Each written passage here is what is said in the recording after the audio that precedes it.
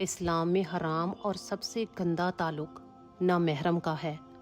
پتہ ہے حرام تعلق میں سب سے گندے اور بدبودار لمحات وہ ہوتے ہیں جو ایک عورت نامحرم مرد کی قربت میں گزارتی ہے، پھر چاہے وہ لمحات فون کے ذریعے سے گزارے گئے ہوں یا پھر میل جول کے ذریعے سے۔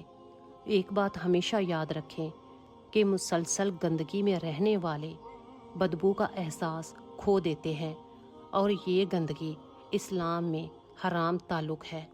اور آپ کو میری یہ بات بہت بری لگے گی مگر یہ سچ ہے، کیونکہ بوائے فرینڈ اور گرل فرینڈ کا رشتہ وہ ہوتا ہے جہاں دو افراد ایک ساتھ جہنم کی آگ میں جلنے کے لیے راضی ہوتے ہیں، اور ایک ہی ساتھ دو افراد اللہ تعالیٰ کی نافرمانی کرنے میں خوش ہوتے ہیں۔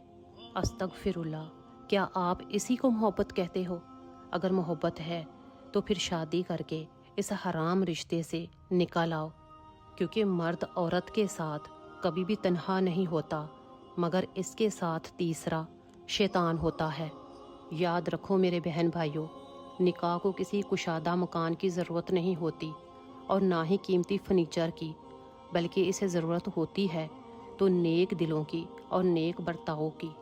اور گھروں کی بنیاد اینٹ پتھروں سے نہیں ہوتی، بلکہ اصلی بنیاد نیک بیوی اور نیک شوہر سے ہوتی ہے۔ مکان کچا ہو یا پکا، انسان کی بیوی نیک ہو، انسان کا شوہر نیک ہو، لیکن یہاں پر تو آپ حرام رشتے میں خوش ہو۔ لیکن آخر کار یہ کب تک چلے گا؟